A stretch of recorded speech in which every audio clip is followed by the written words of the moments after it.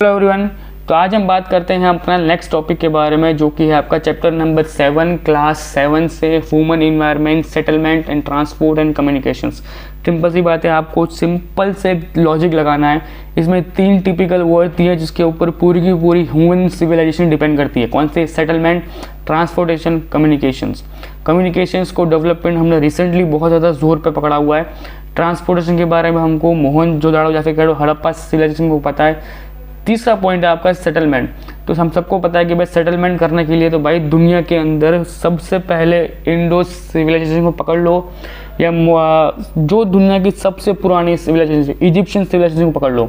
ये सारी की सारी सिविलाइजेशंस भी हमेशा एक जगह से दूसरी जगह माइग्रेट होके एक जगह पे सेटलमेंट होती थी, और सेटलमेंट होने के लिए उनको सबसे पर्टिकुलर पार्ट सबसे ज़्यादा पसंद कौन सा आता था?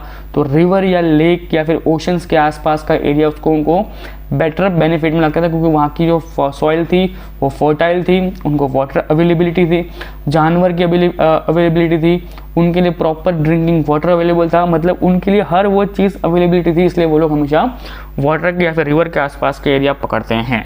ओके, आपको टिपिकल अभी आपको जो साइड में एक फोटो दिख रहा है, उस फोटो के ऊपर से आपको बहुत चीज़ डिफाइन मिल जाएंगी, राइट। इसके अंदर आपकी सारी की सारी जो चीज़ें हैं मैंने उसको कहीं ना कहीं रखने की कोशिश की है। जैसे कि आप अगर बात करो ट्रांसपोर्टेशन की, राइट, तो आपको वहाँ पीछे ट्रेन दिख रही होगी। अब बात करो सेटलमेंट की, तो उसमें आपको मैंने दो चीज़ें अलग अलग दिखा दी हैं, राइट। रिवर के इस साइड वाले हैं जहाँ पे छोटे घर हैं, जहाँ पे गांव का पूरा एरिया आपको दिख रहा होगा अभी, कि जहाँ पे गाय बंधी हुई है, फार्मिंग हो रही है, क्रॉप्स बनी है, राइट। तो ये जो आपका एरिया है वो आपका रूरल एरिया है। नदी के इस साइड वाला पार्ट देखो, जहाँ पे टिपिकल पक्के मकान दिख रहे हैं, फैक्ट्रियाँ दिख रही हैं आपको, ये सारा क्या है? ये आपका रूरल एरिया, ये आपका अर्बन एरिया है, राइट।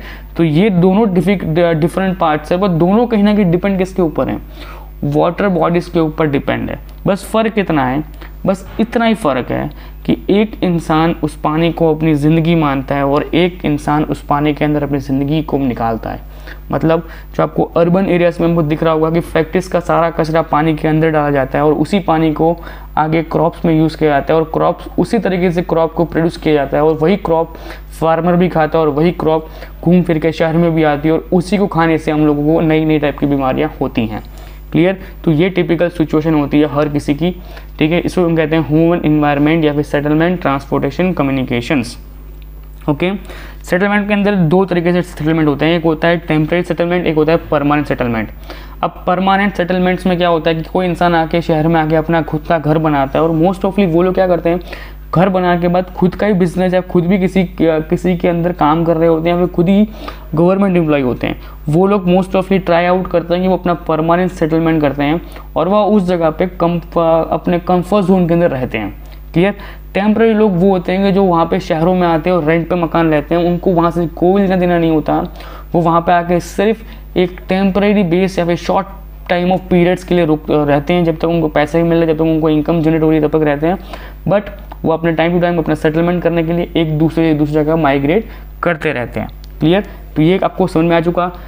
अब एक चीज़ समझना, जो टेम्पररी लोग हैं उसके अंदर कोई डिविजन्स नहीं है, पर जो परमानेंट लोग हैं उसके अंदर 2 प्रकार से अलग अलग डिवीजन होता है। एक होते हैं अर्बन पीपल्स। अर्बन पीपल क्या करते हैं? अपना मकान लिया, वहाँ रहते हैं, अपनी पूरी ज़िंदगी वहाँ निकालते हैं। रूरल लोग क्या करते हैं? रूरल लोग होते हैं जो परमानेंटली कहीं रहते हैं ना, तो वो बहुत बड़े एरियाज़ के अंदर अलग अलग तरीके से रहते हैं। मतलब जैसे कि वो लोग एक जगह पे कॉम्पैक्ट एरिया के अंदर या तो सबके सब रहेंगे। अगर गांव बड़ा है, बहुत बड़ा गांव है, और पब्लिक बहुत ज़्यादा नहीं है, लिमिटेड पब्लिक है, तो क्या होगा कि लोग अपने एरियाज़ को एक्सपांड करते करते करते अपने एरिया को इतना बड़ा बनाएंगे कि एक इंसान का दूसरे इंसान से घर बहुत दूर होगा, राइट। तो वो कॉम्पैक्ट एरिया के अंदर नहीं रहेंगे, वो बहुत बड़े एरिया में रहते हैं। क्लियर? आपने गांव के घर देखे होंगे ना, वो बहुत बड़े घर होंगे, राइट। टिपिकल वो मकान आपको शहरों में देखने को नहीं मिलेंगे, क्योंकि उसका प्राइस या फिर उस इंसानों को वो डेवलप करने में बहुत ज़्यादा टाइम लगता है। क्लियर? आगे बात करते हैं हम लोग ट्रांसपोर्टेशन के बारे में, कि हम लोग को मैंने को बता दिया कि ट्रांसपोर्टेशन क्या इंसान होता है। ट्रांसपोर्टेशन का आपको इतना समझना है कि वह जिसके अंदर इंसानों ने अपनी ज़रूरत के हिसाब से उसको डेवलप किया है। सबसे पहले डोंकीज, बुलडॉग, कैमल्स को यूज़ किया जाता था ट्रांसपोर्टेशन के लिए, एक जगह से दूसरी जगह पे किसी चीज़ को भेजने के लिए, ठीक है। अगर जब तक व्हील्स का इन्वेंशन नहीं हुआ था उसके पहले इस टिपिकल सिचुएशन को इंसानों के द्वारा किया जाता था। ओके, आगे जाके लैंड रूट्स, सी रूट्स को ऐसे हमने ट्रांसपोर्ट्स के रूप में यूज़ किया। क्यों? यूजुअली हमको पता है कि भाई इंडिया टू यूरोप जाने में 6-7 घंटे लगते हैं, बट उसके बाद जब हमने लैंड रूट्स को, सी रूट्स को डेवलप किया तो उन रूट्स को हमने कम किया और लोगों को जल्दी से जल्दी अपने प्रोडक्ट्स को वहाँ तक पहुँचाने में उसको हेल्प आउट किया। बेसिकली ट्रांसपोर्टेशन के 3 मेजर पॉइंट्स होते हैं। कौन कौन से होते हैं? Roadways, railways, waterways and the Airways. 3 प्रकार से आपके 4 प्रकार के आपके चारों ट्रांसपोर्टेशन में को समझा देता हूँ, ईजिली आपको समझना है। रोडवेज क्या होते हैं? आपको रोड के लिए इतना याद रखना है कि जो स्केपली mostly short distance are use for the road. ठीक है, आज हमको पता है कि इंडिया के अंदर आपको कहीं से भी कहीं पे भी जाना हो, रोड वहाँ पे सबका अवेलेबल है, बट हम उसके लिए वहाँ तक रोड का अवेलेबिलिटी यूज़ नहीं करते हैं। क्यों यूज़ करते नहीं? क्योंकि हमको पता है कि अगर यहाँ से वहाँ तक, जैसे अगर इंडिया से कोई सामान सपोज़ के गुजरात से कोई आपको सामान कन्याकुमारी ले जाना है, रोड अवेलेबल है, ठीक है, रोड हाईवे अवेलेबल है, पर तो आप रोड टू रोड नहीं जाओगे। आप उस प्रोडक्ट को भेजने के लिए क्या यूज़ करोगे? रेलवेज का यूज़ करोगे। क्यों यूज़ करोगे रेलवे का? क्योंकि railway is the fastest mean of the land transport and carry a bulky material for the long distance. ठीक है, अब गुजरात से किसी ट्रेन में डालोगे, कन्याकुमारी जो ट्रेन जाते हैं उसमें अपना सारा का सारा प्रोडक्ट डाल दोगे। वो सारा का सारा प्रोडक्ट डालने के बाद वो इजीली वहाँ तक कन्वेंसली और इजीली स्मार्टली वो तक वहाँ पहुँच जाएगा और चीपर रेट में पहुँचेगा, क्विकली पहुँचेगा और आपके बजट के अंदर पहुँचेगा। बट अब चाहते हो कि नहीं मैं तो और भी उसको अच्छे से भेजना चाहता हूँ, उसके छोड़ दो। एक और पॉइंट जो मैं मिस कर गया वो था आपका ये पॉइंट। कौन सा था? कि Indian railway network is the largest in Asia. पूरे एशिया के अंदर सबसे बड़ा इंडियन का जो रेलवे नेटवर्क है वो पूरे एशिया में सबसे ज़्यादा लार्जेस्ट एरिया है। क्लियर? ओके। जो पहले आपके इंजिन्स थे वो कौन से थे? डीजल या फिर कह लो कि स्ट्रीम इंजिन्स थे, उसको डेवलप करके आज हमने उसको डीजल और इलेक्ट्रिक के अंदर चेंज कर दिया है। अभी कुछ टाइम के बाद इंडिया के अंदर सुपर फास्ट ट्रेन या फिर बुलेट ट्रेन भी इंट्रोड्यूस होने वाली हैं। अब एक और चीज़ होती है आपकी मेट्रो ट्रेन्स। जो मेट्रो ट्रेन्स होती हैं वो इसके अंदर आपको डिफाइन नहीं किया, मैं बता देता हूँ। जबकि मेट्रो ट्रेन्स होती हैं वो आपकी पब्लिक सेफ्टी या कह लो कि पब्लिक ट्रांसपोर्टेशन प्रोवाइड करती है, जिसको मोस्ट ऑफ आपको दिल्ली, बैंगलोर के अंदर आपको देखने को मिल जाएंगी। आगे की बात करते हैं आपके वाटर वेव्स। अब सपोज कि मुझे माल भेजना है, अगर वो बहुत कम क्वांटिटी के अंदर है, मतलब बल्कि क्वांटिटी है बट इतनी क्वांटिटी नहीं है कि ज़्यादा से ज़्यादा वो इतनी ज़्यादा क्वांटिटी हो जाए कि वो रेल के डब्बे भी कम पड़ जाएँ, तो मैं क्या करूँगा? तो मैं सुविधा लूँगा वाटर वेव की। क्यों? That is the cheapest way to carry a heavy and the bulky goods for the long distance.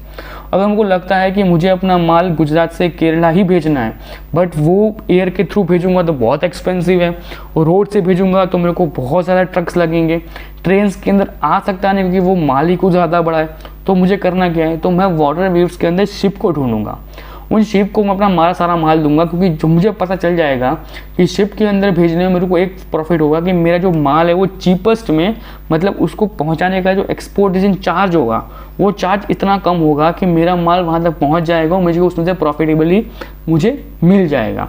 Right? तो मोस्ट ऑफ जो लोग यूज़ करते हैं ना, वो एयर्स को या ट्रेन्स को वो इंटरनली यूज़ कर पाते हैं। बट अगर उनको लगता है कि मुझे अगर यहाँ से इंडिया से दुबई अपना माल भेजना है या दुबई तक मुझे एक्सपोर्ट करना है, तो मोस्ट ऑफली वो सी का ही उपयोग किया जाएगा शिप में। ठीक है? क्यों यूज़ किया जाएगा? क्योंकि वो उसको चीपर रेट में अवेलेबल मिल रहा है। ओके, आगे बात करते हैं। इसके अंदर आपके 2 चीज़ अवेलेबल होती है। एक होती है रिवर टू रिवर और लेक टू लेक, और एक होती है ओशन टू ओशन। ये आपकी 3 प्रकार होती हैं। तीनों का लिए डिफरेंस इतना होता है कि जो आपकी छोटी बड़ी रिवर होगी उसके अंदर आपको नॉर्मल चीज़ें देखने को मिलेंगी, जो आपकी लेक्स वगैरह होंगी वहाँ पे आपको नॉर्मल लोग देखने को मिलेंगे या फिर नॉर्मल सुविधा आपको देखने को मिलेंगी, या फिर कह लो कि टूरिज्म प्लेस टाइप सिचुएशन वहाँ बन जाती है। बट अगर आपका जो टिपिकल ओशन रूट्स कह लो या फिर सी रूट्स कह लो, वो आपके टूरिज्म की प्लेसेस नहीं होंगी, वो आपकी मोस्ट ऑफली इम्पोर्ट एक्सपोर्ट का जोन होगा। क्लियर? तो इस तरीके से ये पूरा वाटरवेज चलती हैं। आगे बात करते हैं एयरवेज के बारे में कि airways are the fastest and the most expensive mode of the transportation.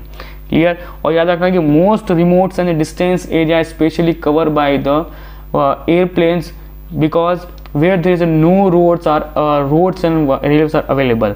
जहाँ पे रोड और रेलवेज अवेलेबल नहीं है वहाँ पे सिर्फ जहाँ पे ट्रांसपोर्ट के रूप में सिर्फ एयरवेज अवेलेबल होती है वहीं पे वो मिलते हैं। मेजर एयरपोर्ट्स कहाँ कहाँ पे जो वर्ल्ड के अंदर फेमस एयरपोर्ट्स हैं वो कौन कौन से, तो पहले इंडिया के अंदर Delhi, Mumbai, New York, London, Paris, सारे के सारे आपके शिकागो, जैकेरोस, चिरागो, सब कुछ, या आपके सारे के सारे वर्ल्ड फेमस एयरपोर्ट्स आपको मिल जाते हैं। आगे बात करते हैं कम्युनिकेशंस की। तो कम्युनिकेशंस क्या है, the process of the conveying a message to the another in the knowing as a communications. Clear, आपको समझ में आ गया। एक मुझे मैसेज, मैं आपको कुछ बोल रहा हूँ, आप तक पहुँच रहा है, तो एक कम्युनिकेशन का माध्यम है, राइट। उसमें नॉर्मल चीज़ें, डिफरेंट चीज़ें की जाती हैं, राइट। अगर कोई इंसान सैटेलाइट इंटरनेट और वायरलेस का यूज़ कर रहा है तो उसको हम कहेंगे डिजिटल मार्केटिंग कह लो, या फिर कोई इंसान इन चीज़ों को यूज़ करके किसी चीज़ को फैला रहा है तो उसको हम कहेंगे डिजिटल मार्केटिंग या डिजिटल मीडिया यूज़ करना। अगर कोई इंसान न्यूज़पेपर, रेडियो, टेलीविजन का यूज़ कर रहा है और लार्ज ऑडियंस को कवर कर रहा है तो उसको हम कहेंगे मास मीडिया। और कम्युनिकेशन में टिपिकल दो तीन टाइप्स होते हैं, वो टिपिकल आपको मिल ही जाएंगे। कौन सी चीज़ें, पहली, अगर आपके पर्सनल कम्युनिकेशन होंगे तो आपको पर्सनल चीज़ आप कर सकते हो। मास कम्युनिकेशन हो तो मतलब आप बैठे हो और आप पूरी जनता के सामने बात कर रहे हो, उसको हम कहेंगे मास कम्युनिकेशन। अगर आप किसी इंडिविजुअल छोटे से ग्रुप में बात करें तो उसको हम क्या कहेंगे, ग्रुप कम्युनिकेशन कहेंगे, राइट। उसी डिफरेंट कम्युनिकेशन होते हैं डिफरेंट चीज़ों के लिए, राइट। लोग जब बात करते हैं तो क्या बातें कर सकते हैं पीपल्स, पहले बात करते हैं प्रोडक्टिविटी की, राइट। किसी चीज़ को बनाने के लिए उसको प्रोडक्टिविटी बात करते हैं, उसके फैक्ट्स ढूंढते हैं, फिर टीम वर्क करते तभी आपको कम्युनिकेशन चाहिए होता है। फिर आप जब पब्लिक से बात करो तभी आपको पब्लिक से बात करने के लिए आपको कम्युनिकेशन चाहिए होता है। जब प्लान्स को रेडी कर रहे हो, जब वो प्लान्स किसी को सुनाओगे तब भी आपको प्लान्स के लिए कम्युनिकेशन करना पड़ेगा। जब आइडिया सोच रहे हो, उस आइडिया का एग्जीक्यूट करना है तो तब भी आपको कभी ना कभी लोगों से कम्युनिकेट करना पड़ेगा। जब किसी चीज़ की स्ट्रेटेजी बना रहे हो और जब लोगों तक वो स्ट्रेटेजी पहुँचाना चाहोगे तब भी आपको कहीं ना कहीं कम्युनिकेशन की ज़रूरत पड़ेगी। इनडायरेक्टली इस पूरे से छोटे से फोटो के अंदर आपको पूरे के पूरा कम्युनिकेशन का सारा पार्ट समझ में आ चुका होगा कि आपको ज़िंदगी के अंदर आगे बढ़ना है तो आपको लोगों से कम्युनिकेशन करना पड़ेगा। और कम्युनिकेशन स्किल्स आपकी अगर गुड हुई, बहुत अच्छी है, तो आपको किसी चीज़ को कन्विंस करने में या फिर लोगों तक अपनी बात को पहुंचाने में आपको ईजी वे मिल जाएगा। आप शॉर्टली वहाँ तक उन चीज़ों को पहुँचा सकते हो। आगे बात करते हैं कि दो टाइप की सेटलमेंट होती है। मैं आपको पहले बता चुका हूँ कि एक होती है आपकी टेम्परेरी, एक होती है आपकी परमानेंट सेटलमेंट। अब ये दोनों पार्ट्स को हम लोगों ने ऑलरेडी कवर कर चुका है। बाकी जितना कुछ भी आपको अब जो नीचे आपको दिख रहा है ना, इन सबको आप एक बार रीड कर लें, जिससे कि आपको बहुत चीज़ समझ में आ जाएंगी जो एक्सटर्नल है, जो इसके अंदर से मैंने आपको नहीं बताई होंगी। टिपिकल मैंने आपको जो चीज़ समझानी थी मैंने आपको समझा चुका हूँ, ठीक है। मीन ऑफ ट्रांसपोर्टेशन मैंने आपको बता चुका हूँ, railway, waterway, highway, roadways, clear, okay. Settlement, sites, transformations, compact of the settlement, ये सारी की सारी चीज़ें मैं आपको ऑलरेडी बता चुका हूँ। अगर आपको नहीं समझ में आई हो तो एक बार खाली जो ऊपर का जो जितने भी आपको नॉर्मल चीज़ें दी हुई है ना, जो आपको रीड आउट्स खाली करनी है, सिर्फ रीड आउट्स करनी है, उनको एक बार पढ़ लेना, जिससे कि आपको बहुत चीज़ें टिपिकल समझ में आ जाएंगी। क्लियर, मिलते हैं नेक्स्ट लेक्चर में। Bye bye, take care. Video को लाइक कीजिए, चैनल को सब्सक्राइब कीजिए।